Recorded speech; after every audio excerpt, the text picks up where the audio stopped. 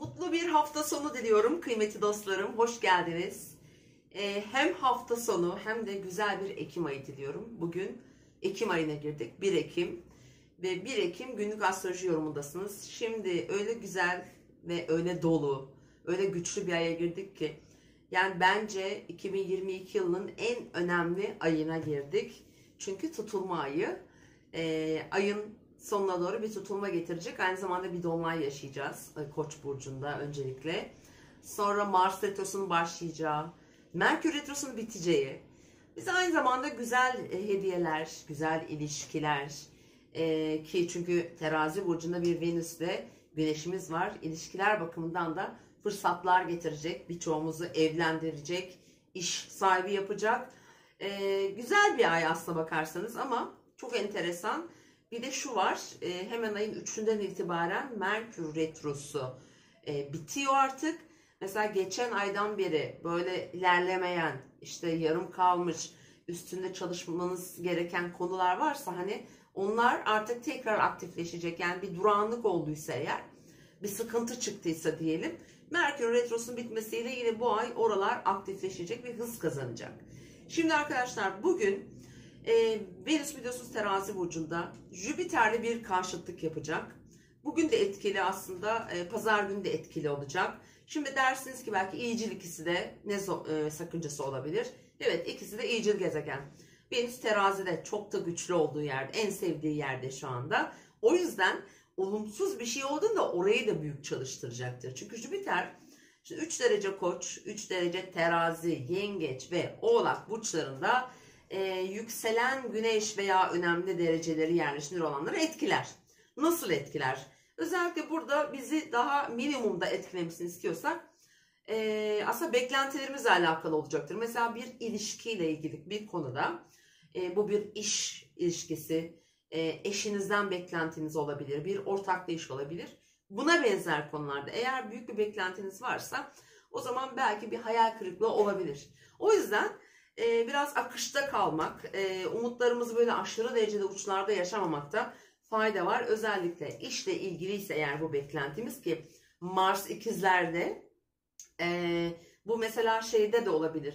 Dijital konularda mesela bir satın alma işiyle ilgili olabilir. Araç. Mesela eşinizden bir araba istediniz, adam almadı. Haydi bakalım ne yapacaksınız? Üzüleceksiniz.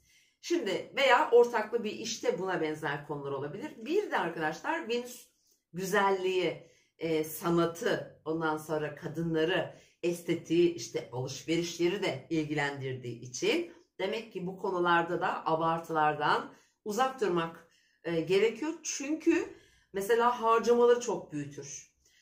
Planlarınızın dışında harcamalar yaptırır.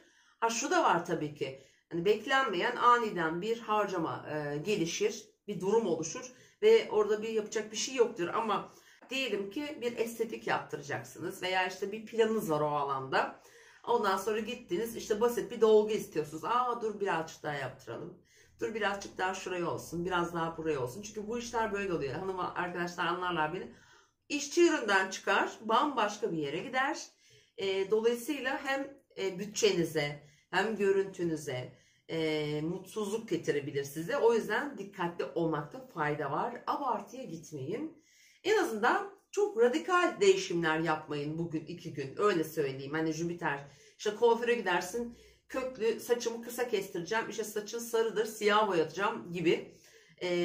Geri dönüşü zor işler yapmayın. Zaten Merkür de retro bu arada. Hani onu da göz önünde bulundurmak gerekiyor. Onun dışında tabii ki finansal konularda olabilir. Egoyu çok şişirir. Efendim mesela kazançlarla ilgili bir takım beklentileri büyük olabilir kişilerin. Burada yine biraz aşağılara inmekte fayda var. İşte gidip bütçem 100 bin liradır, gidip 200 bin liralık bir şey satın alırsın mesela gibi. Hani bunlara gerçekten girmeyin. Çünkü önümüzde bir Mars retrosu var arkadaşlar. Buralarda tedbirli olmakta fayda var. Özellikle 24 Ekim gibi artık etkileri zaten başlayacak ve bilhassa da bazı burçlar ki özellikle onları da burada belirteyim aslında. Mesela parayla ilgili konularda, finansal konularda en çok tabii ki ikizler dikkat etmesi lazım. Tam karşısı yay, yaylar dikkat etmesi gerekiyor arkadaşlar. Mesela başaklar, balıklar tabii ki yine etki alacak ama finansal konularda mesela yükselen boğalar. Biraz harcamalara, gelir gider dengesine önem vermeniz gerekecek. Mars retrosu bitene kadar 15 Ocak gibi bitecek arkadaşlar.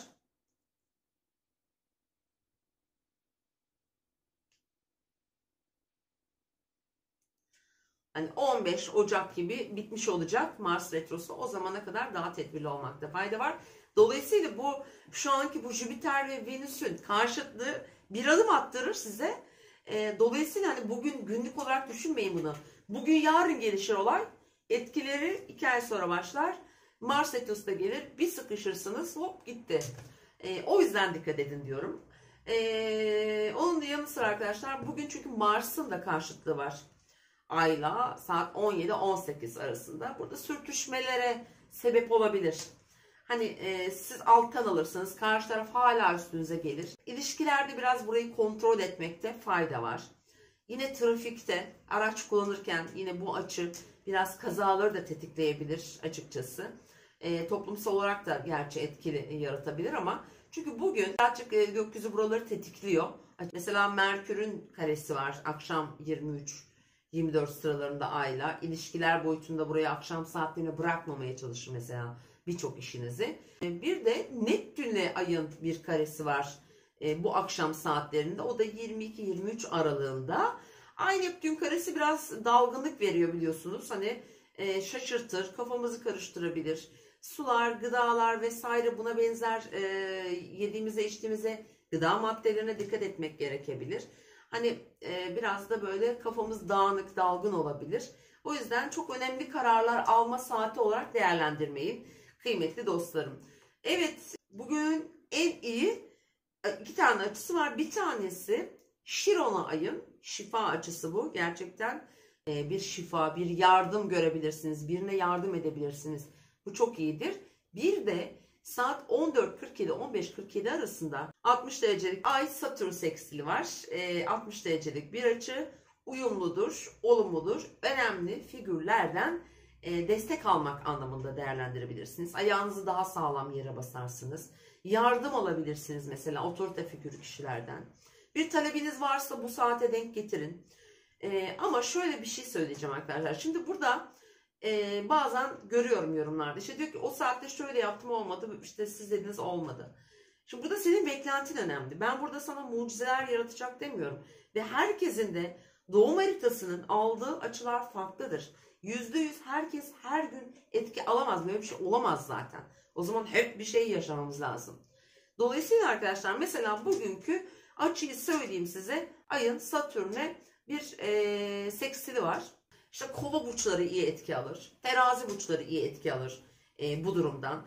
İkizler burçları için değişik olabilir. Farkındalıklar gelişebilir gibi. Yani herkes aynı anda aynı şekilde aynı etkileri almıyor kıymetli dostlarım. Hani bazı arkadaşlar böyle mesajlar yazıyorlar. Dolayısıyla bu bir fal değil.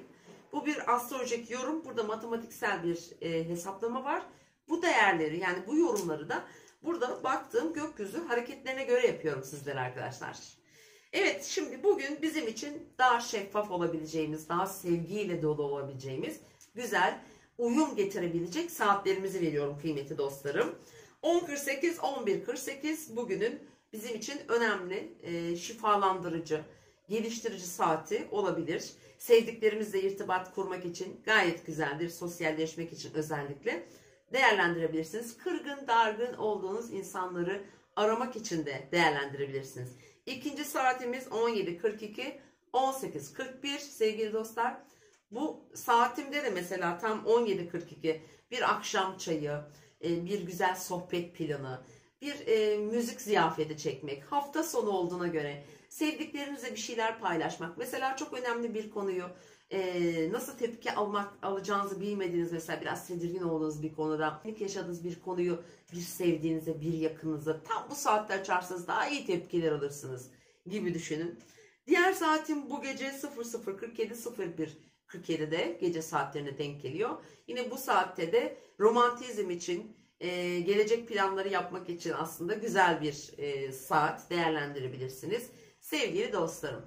Onun yanı sıra bugün Jüpiter'in Venüs'te olan karşıtlığı, Mars'ın Ay'da olan karşıtlığı ve tabii ki aslında akşam saatlerinde hem Neptün hem Merkür de etkisi var. Dolayısıyla bu saatlerde aslında bugün çok önemli kararlar almayın, bir sonraki güne bırakın diye tavsiye edebilirim. Evet, izlediğiniz için teşekkür ediyorum sevgili arkadaşlar. Tekrar görüşmek üzere. Kendinize iyi bakın. Hoşça kalın.